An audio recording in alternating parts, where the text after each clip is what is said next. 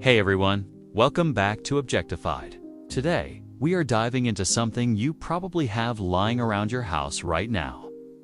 It is a tool so simple yet so essential that it has shaped the way we build everything from furniture to skyscrapers. What am I talking about? The screwdriver? You might think you know this humble tool, but its story is wilder than you expect. Stick around, because we are uncovering secrets that will make you see this everyday object in a whole new light. So, what is it about the screwdriver that makes it worth a whole video? Well, on Objectified, we love peeling back the layers of the things we take for granted. This tool is not just a piece of metal with a handle. It has a history that stretches back centuries, ties to medieval warfare, and even a role in some of the biggest inventions of the modern world. Today, we are going on a journey through time. We will explore where the screwdriver came from, how it evolved into the versions we use now, and why it matters more than you might realize. Plus, I have some quirky facts up my sleeve that will leave you smiling. Ready? Let us get started. Let us kick things off with where this all began. The screwdriver's roots go way back farther than most people guess. We are talking about the late Middle Ages, around the 1400s. Back then, screws were not the sleek, machine-made things we know today. They were clunky, handmade, and mostly used in armor and weapons. Knights needed something to fasten their gear together, and that is where the idea of a screw-turning tool popped up.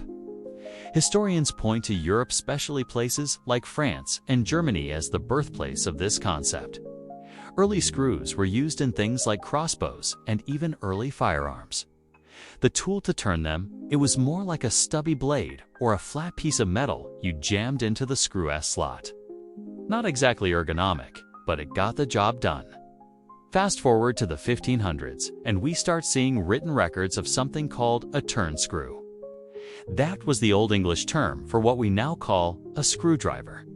One of the earliest mentions comes from a book in 1584, describing a tool for tightening screws in mechanical devices. This was a big deal because screws were becoming more common in clocks and machinery, not just warfare. Here is the kicker. Nobody knows who invented it. The screwdriver just sort of appeared as screws got more popular. It was not some grand eureka moment. It was practical people solving a practical problem. By the 1700s, turn screws were standard in workshops across Europe, and they were still pretty basic. A flat tip, a wooden handle, and a whole lot of elbow grease. Now, let us talk about how the screwdriver went from that clunky medieval tool to the sleek versions we have today. The real game changer came in the 1800s with the Industrial Revolution.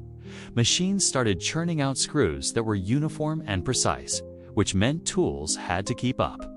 Enter the flathead screwdriver as we know it. Simple, effective, and everywhere. But here is where it gets interesting. In 1908, a Canadian inventor named Peter Limburner Robertson got fed up with flathead screws slipping out of place. He came up with a square drive screw and a matching screwdriver to go with it. The Robertson screwdriver was born, and it was a hit in Canada. It gripped better and saved time, but it never caught on globally. Why some say American manufacturers did not want to pay for the patent. Then, in the 1930s, an American named Henry Phillips stepped in. He took the idea of a better grip and ran with it, designing the Phillips head screw. The cross-shaped slot meant the screwdriver stayed put, no more slipping. Car makers and factories loved it, and by World War II, Phillips screwdrivers were everywhere, especially in the United States. Since then, we have seen all kinds of innovations. Star-shaped Torx heads, hexagonal Allen keys, even electric screwdrivers that do the work for you. Each tweak made the tool faster, stronger, or easier to use. Today, you can grab a multi-bit screwdriver with a dozen tips in one handle. Talk about evolution. So, why does any of this matter? The screwdriver is not just a tool, it is a symbol of human ingenuity. It shows how we take a problem, like fastening two things together, and keep making it better. Think about it.